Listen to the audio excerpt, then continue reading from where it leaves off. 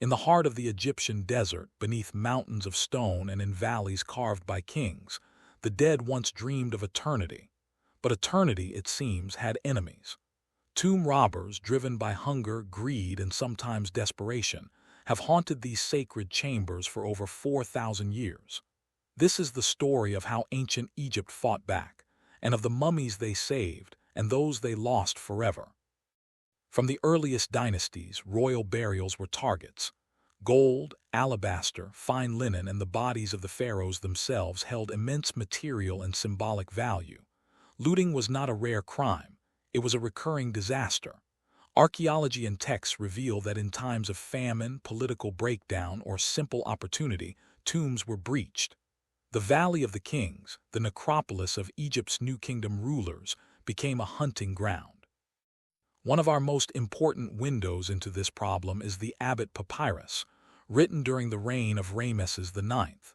It reads almost like a police report.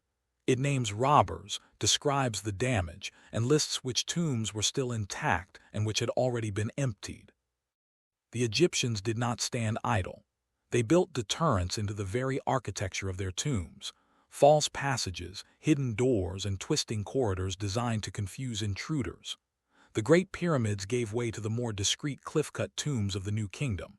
Magical spells, carved on walls and coffins, threatened divine punishment. And in the courts of the pharaohs, laws were written, guards were posted, and stolen goods were traced. But perhaps the most effective protection came not from the kings themselves, but from the priests who served long after their reigns had ended. Ramesses IX, ruling in the twilight years of Egypt's power, faced a crisis. Looting was rampant. His officials inspected tombs, resealed broken seals, and questioned suspects. The Abbot Papyrus records their meticulous work, measurements of damaged walls, lists of stolen treasures, testimonies under oath. Ramesses IX's measures were sophisticated for the time, but they were reactive. He stopped short of moving the royal dead. That step would be taken by others.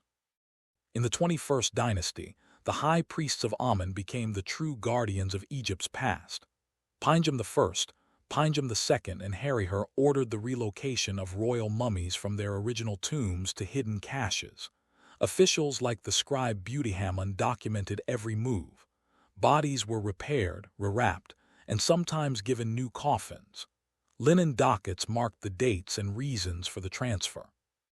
In these caches, pharaohs who had ruled centuries apart lay side by side: Seqenenre II, Ahmose I, Thutmose III, Seti I, Ramesses II, and even Ramesses IX himself. They had been saved in secret from the hands of thieves. In DB 320, discovered in 1881 at Deir el-Bahari, lay Seqenenre II, Ahmose I, Amenhotep I, Thutmose II, Thutmose III, Seti I, Ramesses II, Meremptah, Ramesses III, and Ramesses IX. In KV 35, discovered in 1898, rested Amenhotep II, Thutmose IV, Amenhotep III, Ramesses IV, Ramesses V, Ramesses VI, Queen Tut, and the mysterious younger lady. DNA now tells us she was Tutankhamun's mother. Forensic analysis shows ancient repairs, severed limbs reattached, linen tightened, faces preserved. These were not hasty burials but acts of reverence. Yet some of Egypt's most famous kings were not so fortunate. Khufu, builder of the Great Pyramid; Khafre, whose face may be the Sphinx; Menkaure and Snefru, architect of the bent and red pyramids. Their burial chambers were looted in antiquity, likely during the chaos of the First Intermediate Period. No caches awaited them. Their bodies vanished into history. The pattern is clear. Monumental, highly visible tombs invited disaster. Hidden tombs fared better. And deliberate reburial, centuries later, was the surest safeguard. The survival of so many New Kingdom mummies is thanks not to their original builders, but to those who lived long after and cared enough to act. Today, these preserved bodies speak across millennia, not just of life and death in ancient Egypt, but of a timeless struggle to protect memory itself.